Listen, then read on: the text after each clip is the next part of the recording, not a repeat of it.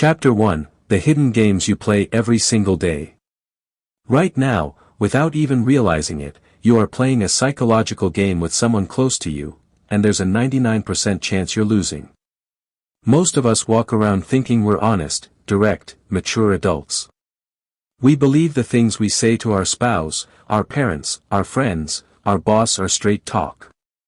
The reality is brutal. The majority of our daily conversations are not real communication. They are carefully scripted psychological games that follow exact patterns, have hidden rules, fixed roles, and always end with someone collecting an emotional payoff while pretending they didn't want it. In 1964, a psychiatrist named Dr. Eric Berne published a book that exploded everything we thought we knew about human relationships. The book sold over 5 million copies and is still shaking people awake today.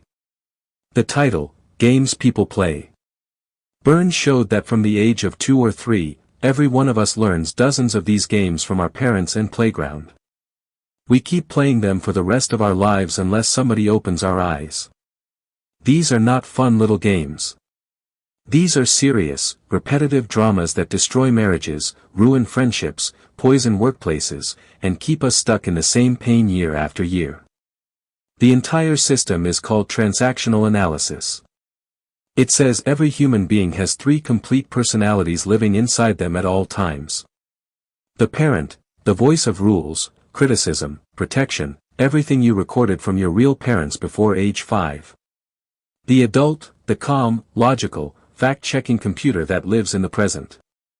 The child, emotions, creativity, fun, rebellion, fear, and tantrums, also recorded before age 5. When two people talk, their ego states shoot little arrows at each other. If the arrows line up straight. Adult to adult, parent to child to parent. Everything flows smoothly. When the arrows cross, confusion starts and a game is almost always invited. Every single psychological game follows the exact same 6-step formula Berne discovered. Hook, a line or action that catches your weak spot. Gimmick, the part of you that can't resist biting. Response, you take the bait. Switch, the sudden twist nobody saw coming.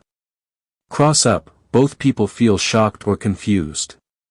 Payoff, both secretly collect their emotional reward, rage, righteousness, victimhood, superiority. Here's a live example you've probably lived through this week. Your partner says, "You never take me out anymore." On the surface it sounds like a simple statement. Underneath, it's the child ego state talking to your parent ego state, "I feel lonely, take care of me." If you answer from parent, "I work all day, I'm tired, stop nagging," you just swallowed the hook. Game on. Fight guaranteed in the next 5 minutes. The book lists over 100 documented games. They are divided into categories: life games, marital games, party games, sexual games, consulting room games, underworld games, and a few good games. Every game has a name, a thesis, what the player wants, an antithesis, how to stop it, and an exact aim.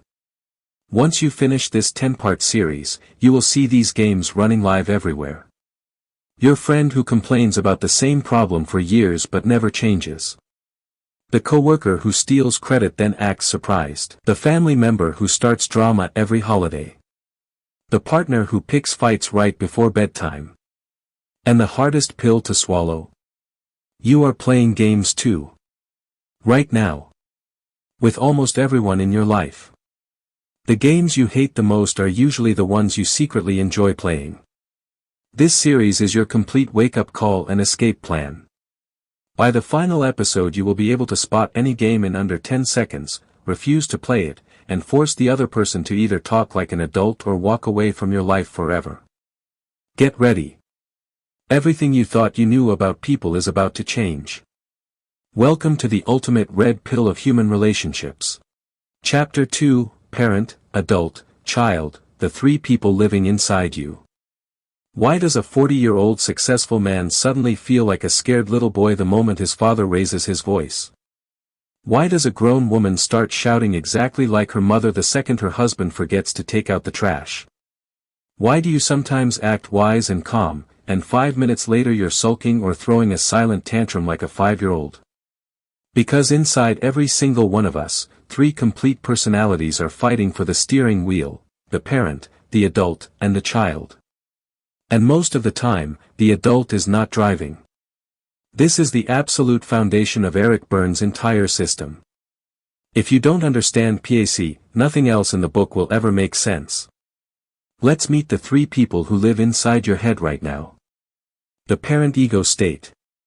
Everything your parents and early caretakers said, did, and felt before you were 5 years old got recorded on a perfect tape inside your brain. That tape has 2 sides. Critical parent: you're lazy. You'll never amount to anything. Do it properly or not at all. Nurturing parent: come here, let me fix it. You poor thing, let me take care of you. When you scold your kid the exact same way your dad scolded you, that's the critical parent talking. When you automatically comfort a crying friend, that's the nurturing parent. The adult ego state. This one starts waking up around 10 months old and keeps growing for life. It's the calm, logical computer. It gathers facts, calculates probabilities, and makes decisions based on reality, not feelings or old tapes. The adult asks, is this true right now? What are the options? What's the best move? When you're negotiating a deal, solving a problem at work, or calmly discussing plans with your partner, you're an adult. The child ego state. Also recorded before age 5. It has 3 versions. Natural child: curious, affectionate, creative, playful, joyful. Adapted child: the part that learned to obey or rebel to survive. It can be compliant, I'll be good, or rebellious, you can't make me. Little professor: the clever, intuitive, manipulative side that figures out how to get what it wants without direct confrontation. When you feel sudden fear, excitement, tears, or the urge to throw something across the room, that's child. Here's the scary truth: most adults are not adults most of the time. They are either parent-contaminated, prejudiced, controlling, rescuing, or child-contaminated, impulsive, sulking, rebellious. The pure adult is actually rare. Real-life examples you'll recognize instantly. You're driving, someone cuts you off. You scream, idiot. Learn to drive. That's critical parent activated in half a second. Your girlfriend says, we need to talk about the future. Your stomach drops, you feel small and afraid you did something wrong. That's scared little child. You calmly say, let's look at the budget and decide together. That's pure adult. The goal of transactional analysis, and the goal of this entire series, is to make the adult the permanent boss of your personality.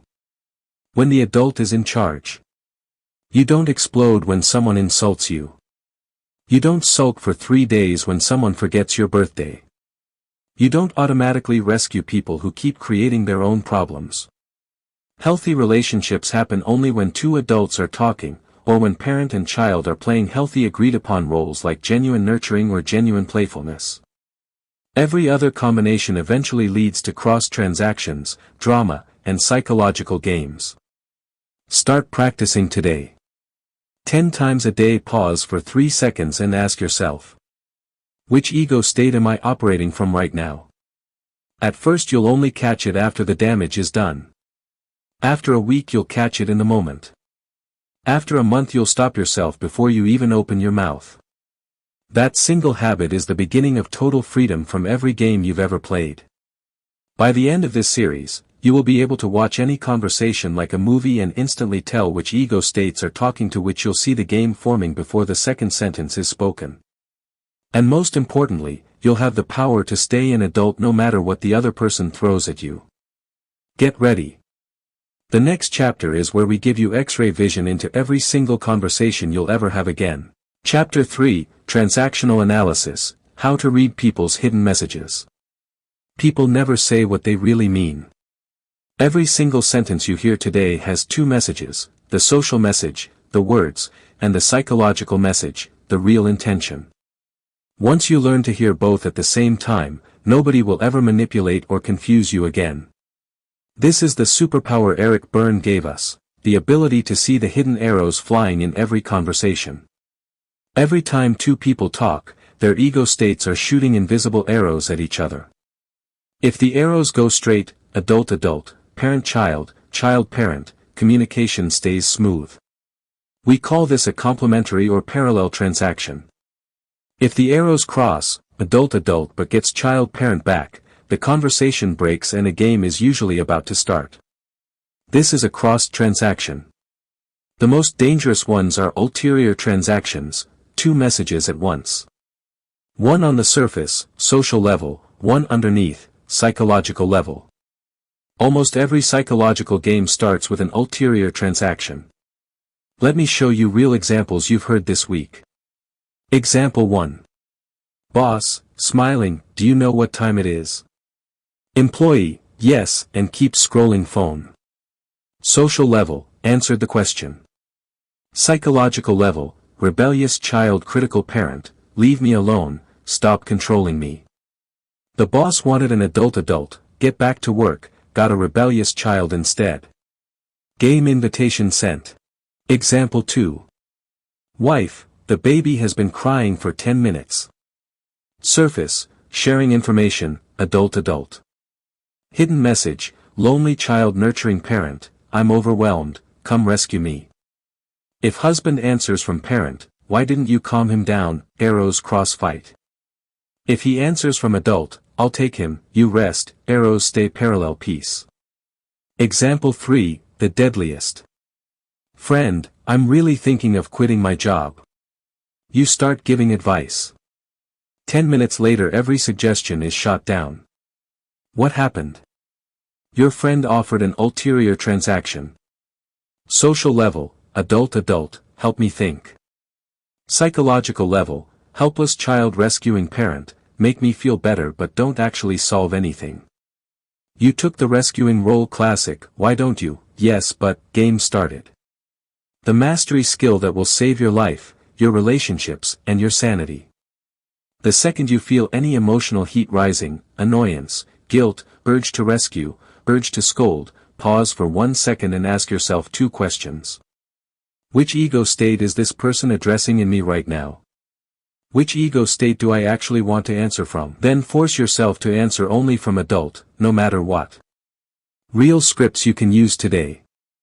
Someone shouts, you never listen to me.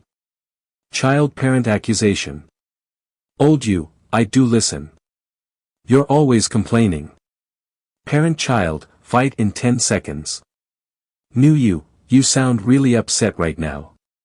Tell me exactly what you need me to hear. Adult, conversation turns calm in 30 seconds.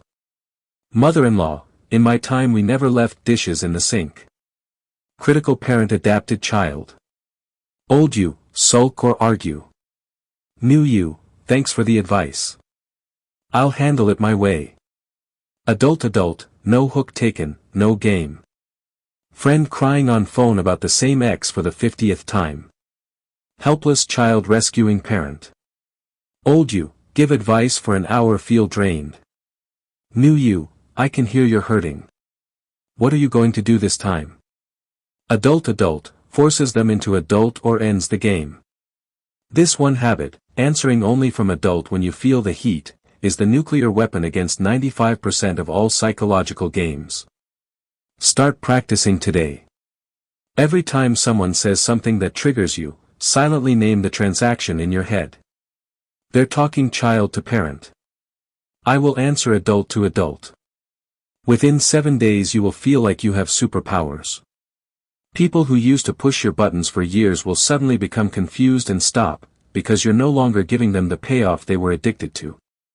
Next chapter we go deeper, the secret childhood movie that keeps playing on repeat and forcing you to choose the same toxic people and the same painful endings again and again, even when you swear, this time will be different. Get ready. Your life script is about to be exposed. Chapter 4, Your Life Script, the childhood movie that keeps repeating. Your breakups all feel different, but they follow the exact same pattern. You lose money the same stupid way again and again. You fight with your parents about the same topic every single year. You swear, this time I'll change, pick a new person, new job, new city, and 6 months later the same disaster happens. That's not bad luck. That's not coincidence.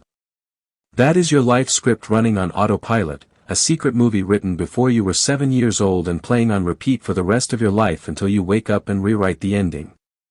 Eric Berne discovered that every child, between the ages of 2 and 7, writes an unconscious life story based on the messages they get from parents and the world. This script decides 3 things: how the story ends, tragic, empty, or victorious; who the main characters are allowed to be, hero, victim, rescuer, villain; what feelings you're allowed to feel and which ones are forbidden. There are 4 basic life positions we lock into very early. I'm okay, you're okay, healthy, rare. I'm okay, you're not okay, arrogant, bully, narcissist script. I'm not okay, you're okay, depressed, victim, doormat script. I'm not okay, you're not okay, hopeless, schizophrenic script. Most people are stuck in position 3, I'm not okay, you're okay. That's why so many of us keep choosing partners who treat us badly, jobs that undervalue us, friends who use us, because deep down the child believes, I don't deserve better, and people who are too nice must be weak or fake. Scripts come with parental injunctions, the don'ts, and drivers, the be commands. Common injunctions. Don't be close. Don't feel. Don't be important. Don't be a child. Don't succeed. Don't be sane. Don't be you. Common drivers. Be perfect. Be strong. Please others. Hurry up. Try hard. A girl who got don't be close plus please others will grow up choosing emotionally unavailable men, then kill herself trying to make them love her, then feel shocked when they leave. Same movie, different actors. A boy who got don't feel plus be strong will become the guy who never cries, never asks for help, works 80 hours a week, has heart attack at 45, and dies wondering why nobody really knew him. The craziest part. Your adult brain can scream, this is stupid, I'm choosing differently this time, but the child is still the director. You will unconsciously pick people and situations that force the old script to play out exactly as written. Real examples. The woman whose father abandoned the family keeps dating married men or guys who ghost after 3 months. Script, men always leave. The man whose mother said, you'll never amount to anything, keeps sabotaging promotions or starting businesses and quitting right before success. Script, I must fail to prove mother right. The person raised by an alcoholic parent marries an alcoholic, then spends years trying to fix them. Script, love means rescuing broken people. Berne said there are 3 basic script types. Winner script, life ends with success and happiness. Loser script, life ends in tragedy or constant defeat. Baneful, non-winner, script, life is okay but never great, always almost. The only way out is awareness plus permission plus new decisions from the adult ego state. 3 steps to break your script forever. Identify your injunctions and drivers. Ask, what did I get punished for as a child? What got me love or attention? Write them down. That's your script in black and white. Give yourself new permissions in writing. If your injunction was don't be close, write 50 times it's okay to be close, I allow myself to trust safe people. If it was don't succeed, write I give myself permission to win and still be loved. Make adult decisions that deliberately violate the old script. Stop dating unavailable people. Stop rescuing, stop self-sabotage. Every time you choose differently, you are rewriting one scene. Do it enough times and the whole movie changes. Therapy speeds this up, but you can start today. Look at your last 3 relationships, your money pattern, your health pattern. What is the common ending? That's your current script payoff. Now decide, do you want to keep watching that same painful movie for the next 30 to 40 years, or are you finally ready to burn the old script and write a new one where you actually win? Next chapter we dive into the single most common game on planet Earth, the game that wastes millions of hours every day and keeps people stuck forever. Why don't you? Yes, but. Get ready, because after the next episode you will never fall for it again, and you'll never accidentally play it either. Chapter 5, Why Don't You? Yes, but, the most common game on earth. Someone gives you 10 perfect solutions and you shoot every single one down with, yes, but. After 10 minutes everyone is frustrated, the helper feels useless, and the complainer walks away secretly happy. Congratulations. You just watched, or played, the most popular psychological game in the world, Why Don't You? Yes, but. Eric Berne called it the most frequent game ever observed. It is played millions of times every single day in offices, marriages, families, WhatsApp groups, and therapy rooms. Here's exactly how it works. Roles. The complainer, white, always starts the game. The helpers, black, friends, spouse, colleagues who try to solve the problem. Thesis, what white wants. To prove, nobody can help me. I'm helpless, but I'm also smarter than all of you. The game has 10 classic moves. White, I have this terrible problem, sounds adult, actually helpless child looking for rescuing parent. Black 1, why don't you do X? White, yes, but X won't work because.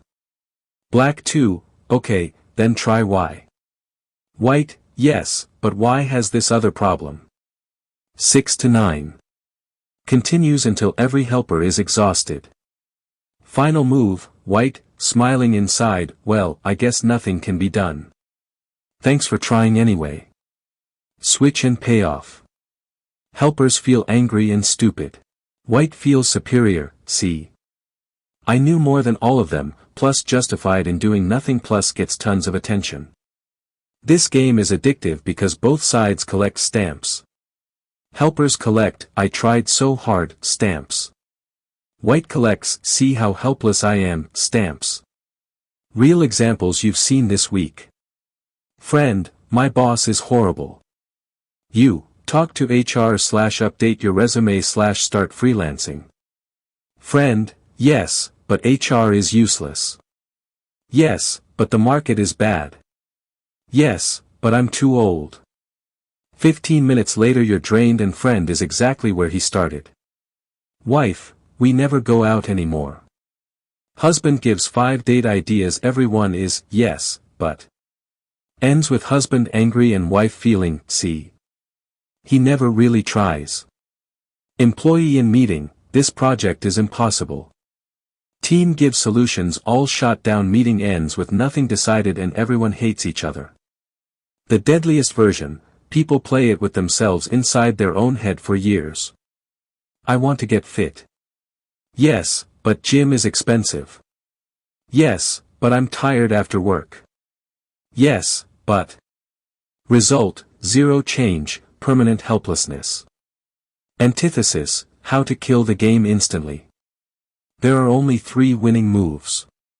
Refuse to give advice, the nuclear option. As soon as the first, yes, but, comes, say calmly. Sounds really tough. What are you going to do about it? Repeat the exact same sentence no matter what they say next. Game dies in 30 seconds because white has no one to play against. Switch to feelings instead of solutions. I can hear this has been weighing on you for a long time. How does it feel to be stuck like this? Forces white into real child feelings instead of fake adult problem solving. Expose the game directly, advanced level. Smile and say, we've been playing Why Don't You? Yes, but for 10 minutes now. Want to stop and talk like adults? Most players will laugh, blush, and actually open up. If you are the one who keeps starting YDYB, be honest, many of us do, here's how to stop yourself. Every time you feel the urge to complain, ask yourself one question before opening your mouth. What do I actually want right now, real help, or just attention and proof that I'm helpless? If the honest answer is attention, go for a walk, call someone who just listens, or write it in a journal.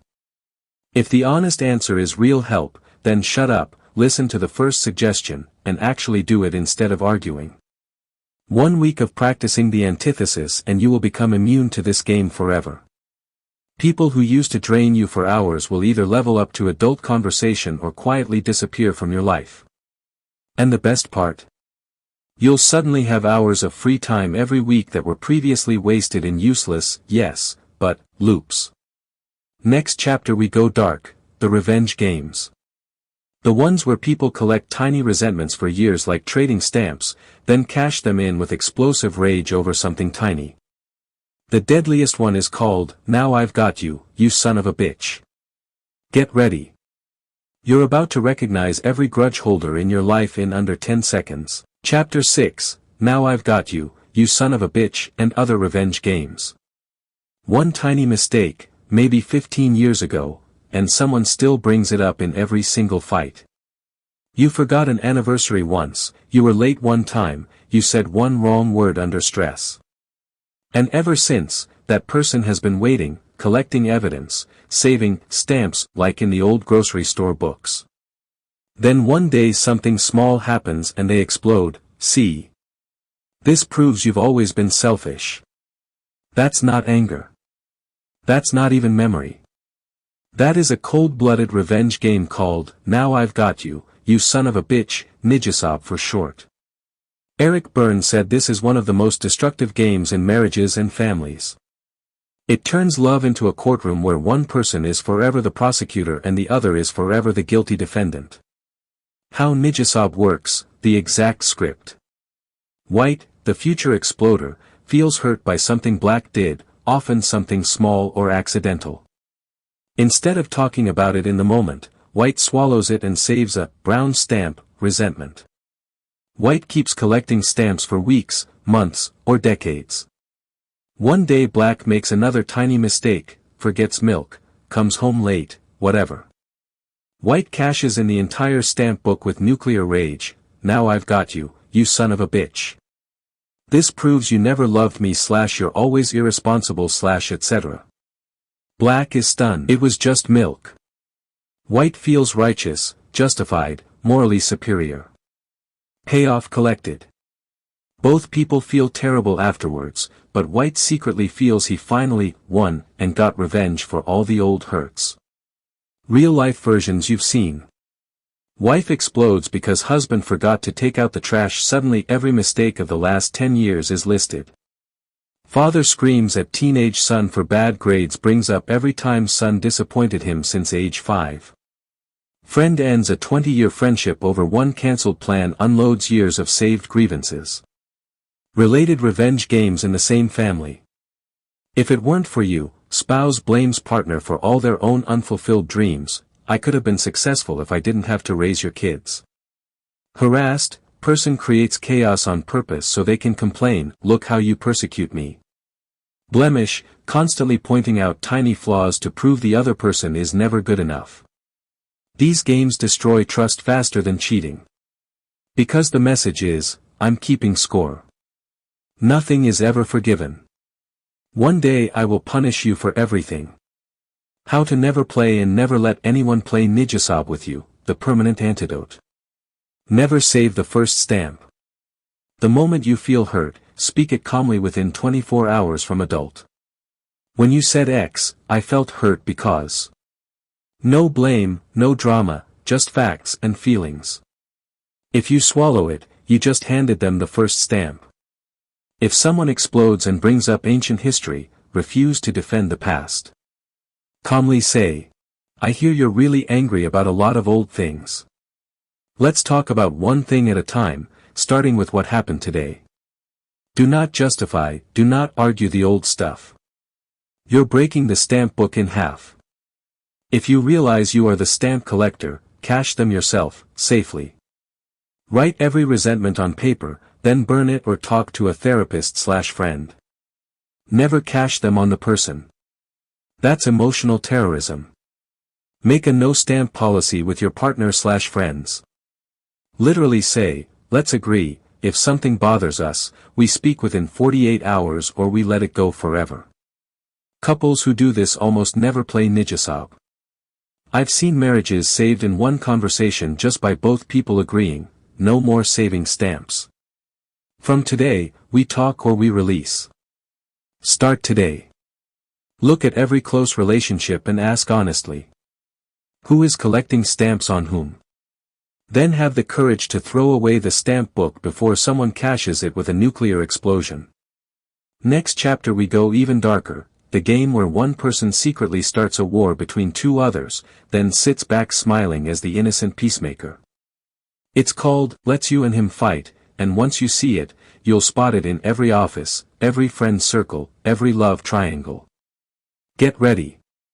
The manipulator is about to be exposed. Chapter 7, Let's You and Him Fight, creating drama while staying the hero. Two friends stop talking forever. Two colleagues hate each other for years. A husband and his mother-in-law are at war. And in the middle of all that chaos there is one person who never gets a single scratch, always looks innocent, and secretly loves every second of the fight. That person is playing the oldest manipulation game in the book, Let's You and Him Fight, LYHF. Eric Berne said this is one of the most common third-party games. The player provokes or encourages a conflict between two other people, then steps back and enjoys the show while pretending to be the good guy trying to make peace. Roles. Persecutor, the secret player, looks innocent. Victim 1 and Victim 2, the two who actually fight. Optional, rescuer, the same persecutor wearing a second mask. How the game runs, classic script.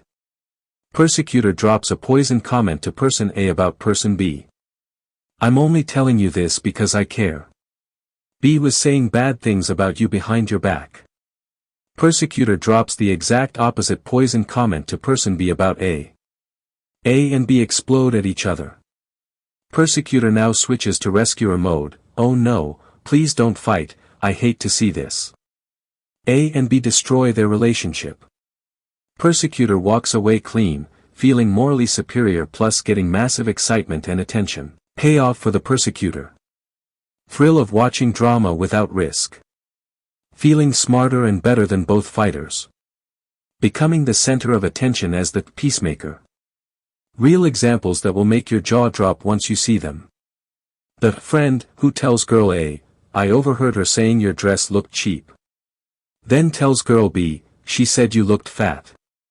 Suddenly two best friends are enemies and the gossip is crying, I never wanted this to happen.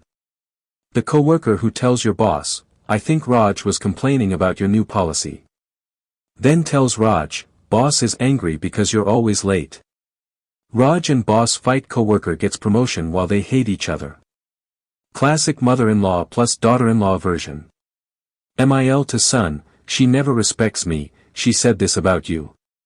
MIL to daughter-in-law, my son told me you don't take care of him properly. Son and wife fight, MIL becomes the poor victim who only wants family peace. Love triangle version, one person flirts with two people, makes each think the other is the aggressor, then watches them fight while claiming, I'm so confused, I never wanted anyone hurt. This game is evil because the real aggressor never gets blamed. The two fighters exhaust themselves while the persecutor collects all the psychological payoff. Antithesis, how to kill Leaf instantly and permanently. The second you hear a, I'm only telling you this because I care, comment, ask one direct adult question. Did they say that to your face, or are you passing on gossip? If the answer is gossip, say calmly. Please don't bring me third-party information. If someone has a problem with me, let them tell me directly. Game over. No fuel. If you suspect someone is playing both sides, confront both parties together in the same room/chat. Hey, X told me you said this about me. Let's clear it right now, what exactly happened? 99% of the time the liar backs down or disappears. Make a public rule in your friend circle/team/family. We don't carry messages. If you have an issue with someone, you speak to them directly or you let it go. One clear rule kills LYHF forever. If you catch yourself ever starting a LYHF, be honest, some of us have, stop immediately and apologize. I realize I just stirred drama. That was wrong. I'm stopping right now. Once people know you refuse to carry poison messages, the game players will avoid you like the plague, which is exactly what you want. Start watching today. Every big fight you see between two people, look for the quiet one in the background who started it and is now sad about the conflict. That's the real player. Next chapter we go to the blame games that run millions of households, See What You Made Me Do, and its cousins. The games where people deliberately create messes just so they can scream, "Look what you forced me to do." Get ready, your eyes are about to open to the ultimate responsibility dodgers. Chapter 8, See What You Made Me Do, the ultimate blame game. Spills coffee all over the table on purpose, screams, "Look what you made me do." Breaks a plate, "If you hadn't stressed me out this wouldn't have happened." Spends all the savings, "You never listened to me, so I had to do something dramatic." Cheats, "Our relationship was dead anyway, you pushed me into it." Welcome to the king of all blame games, See What You Made Me Do, SWIMD. Eric Berne said this is one of the most common and most destructive marital and family games ever recorded. The player refuses to take responsibility for literally anything. Every mistake, every accident, every bad choice is magically transformed into proof that someone else is guilty. Roles: Agent, the person who actually does the bad thing. Victim/persecutor, the person being blamed. Core belief of the player: I'm not responsible for my actions. You control me. Whatever I do wrong is your fault. Classic moves in order. Agent creates a problem, sometimes deliberately, sometimes unconsciously. Agent immediately shifts blame, "See what you made me do." Victim feels guilty and starts apologizing or rescuing. Agent feels justified and morally superior. Payoff collected. Real examples that happen in millions of homes every single day. Husband comes home late. Wife starts a huge fight. Vase gets broken in the heat. Wife screams, "Look what you made me do. This is all your fault." Kid is told to clean room. Instead throws toys everywhere and yells, "You always shout at me, that's why I can't tidy." Employee misses deadline, tells boss, "You gave me too much work, you made me fail." Partner spends 50,000 Indian rupees on shopping, "You never take me out, so I had to treat myself." Related blame games in the same family. Schlemiel, the lovable klutz who spills soup on your new shirt, then apologizes so much you end up comforting him. Schlemazel, the person everything always happens to, never their fault. Wooden leg, I can't succeed because of my childhood/my ex/my anxiety. What do you expect with this wooden leg? Stupid/clumsy/ can't do anything right, played to avoid responsibility forever. These games are emotional blackmail. The hidden message is: if you hold me accountable, something bad will happen and it will be your fault. Antithesis, how to destroy SWIMD and every blame game forever. Refuse to accept the blame transfer. The second you hear, "Look what you made me do," respond calmly from adult. "I'm sorry that happened. What are you going to do to fix it now?" Do not apologize for their action. Do not rescue. Do not argue about whose fault it was. Never clean up their mess, literal or emotional. Broken plate. Hand them the broom. Overdrawn bank account. Let them call the bank and fix it. The moment you rescue, you just taught them the game works. Use the magic sentence that ends 95% of blame games instantly. I'm not responsible for what you choose to do. I am only responsible for my own actions. Say it once, calmly, then change the subject or walk away. If children play it, teach responsibility early. Kid spills milk on purpose, accidents happen. Please clean it up. No lecture, no shouting, no cleaning for them. They learn fast. If you are the one who plays SWIMD, be brutally honest, do this daily exercise. At night write down everything that went wrong that day. Next to each item write, "This happened because I chose _______." After 7 days the habit breaks. One couple I know ended 10 years of daily fights the week they made a rule. No sentence that contains, "You made me," is allowed in this house. They replaced it with, I feel underscore underscore underscore when underscore underscore underscore happens. I need underscore underscore underscore dot. Their marriage turned peaceful in 30 days. Start using the antithesis today. The next time someone tries to hand you their responsibility like a hot potato, simply refuse to catch it. Next chapter we go where almost nobody dares, the bedroom.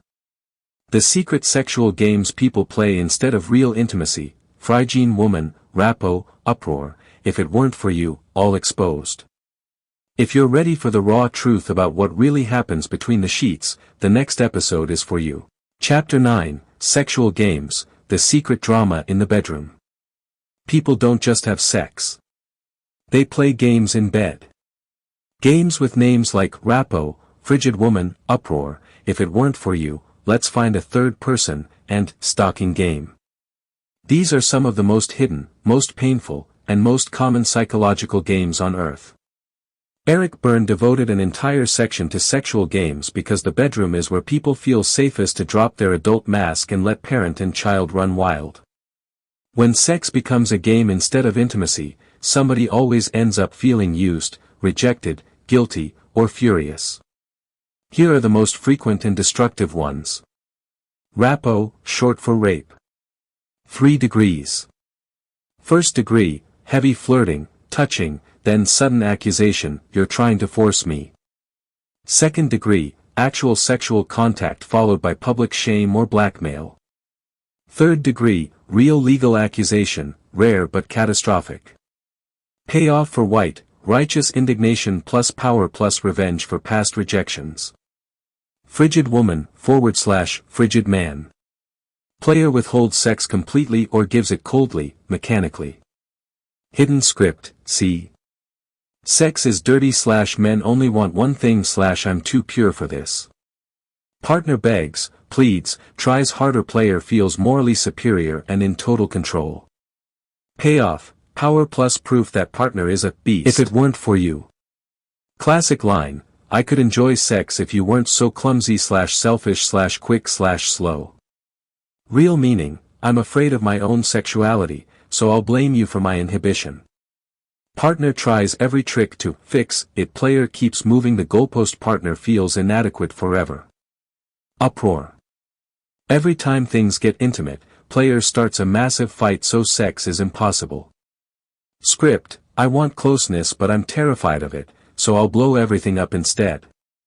Ends with slammed doors and see. We can never have a normal night. Let's find a third person, swinging / threesome game. One partner pushes for an open relationship or third person. Real motive, avoid real one-on-one intimacy, or punish partner, or prove see. Nobody can satisfy me alone. Usually ends in jealousy, heartbreak, and divorce. Stalking game. Wife walks around in sexy clothes, bends over provocatively, then when husband responds, what kind of woman do you think I am?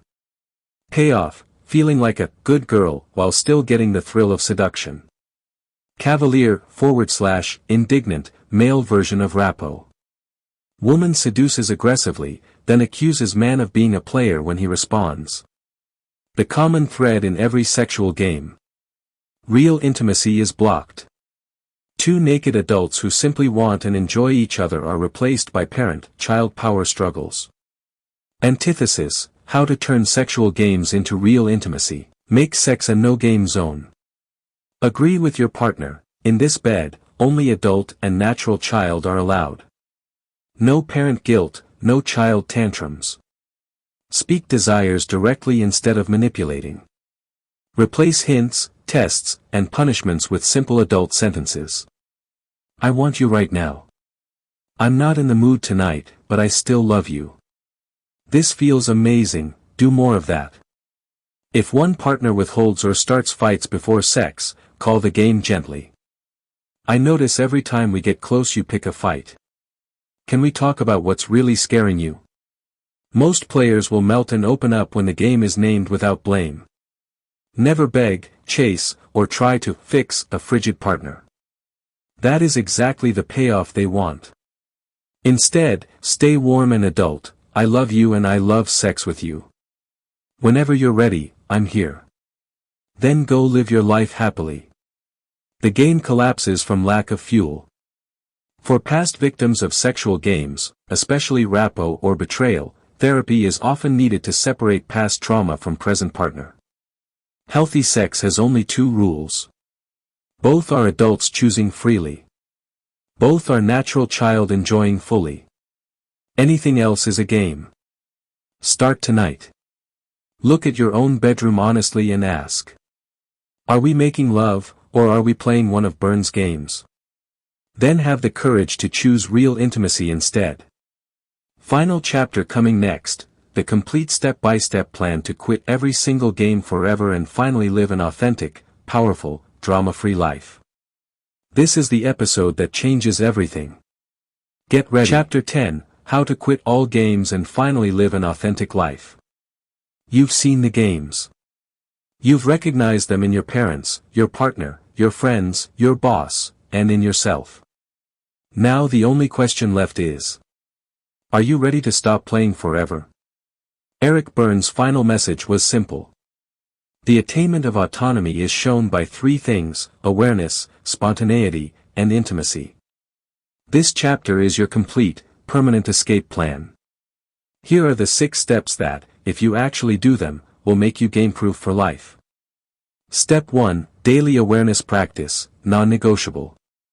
Every single day, 10 times a day, stop for 3 seconds and ask. Which ego state am I in right now? Parent, adult, or child? Catch yourself the moment you slide into critical parent, rescuing parent, or adapted/rebellious child. Awareness alone dissolves 70% of games before they start. Step 2, the 10-second game detector. The instant you feel any emotional heat, anger, guilt, urge to rescue, urge to blame, silently ask. What game is being offered here? Name it in your head. This is yes but, this is nijasab, this is lyhf. Naming the game kills it 90% of the time because the unconscious becomes conscious. Step 3, respond only from adult. Make it a sacred rule. When heat appears, I answer only from adult, facts plus feelings, no drama, no hooks. Useful sentences to keep loaded. I hear you're upset. Tell me exactly what you need right now. I'm not willing to discuss ancient history. Let's solve today's issue. Sounds tough. What are you going to do? I love you, and I'm not playing that game today. Step 4, give up your favorite payoffs. Be brutally honest. Which payoff are you addicted to? Being right? Feeling like a victim? Feeling morally superior? Getting attention through drama? Write it down. Then decide, I am willing to feel bored, ordinary, or even wrong sometimes if it means I stay free. Freedom tastes boring at first. Then it tastes like peace. Step 5, clean your circle. Spend 30 days observing who still tries to pull you into games after you refuse to play. The ones who keep trying are addicted to games with you. Gently distance yourself or set iron boundaries.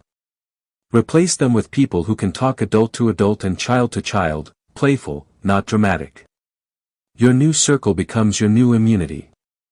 Step 6, practice real intimacy every day. Intimacy is not sex and it's not deep talks.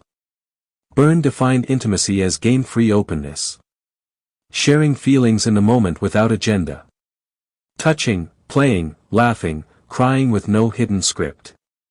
Saying, I want, I feel, I need, directly instead of testing or manipulating. Do one intimate act every day. Tell your partner one true feeling without blame. Ask for a hug just because you want it. Admit a mistake without excuses. Say, I'm scared, or I'm happy, out loud. Each act rewires your brain for autonomy.